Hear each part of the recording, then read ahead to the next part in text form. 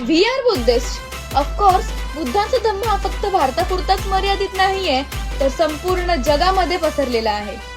We are Buddhist. Of course SC कॅटेगरीला फक्त आणि फक्त 13% आरक्षण आहे. त्या आरक्षणाचा फायदा घेणाऱ्या टोटल जाती 59 जाती आहेत. त्यापैकी बौद्ध समाजाला फक्त आणि फक्त 0.3% आरक्षण आहे, पूर्ण 1% देखील नाही. मग जर बौद्ध समाज फक्त आणि फक्त 0.3% आरक्षण घेत असेल, मग बाकीचे उरलेल्या आरक्षणाचा फायदा नक्की कोणत्या जाती घेतात?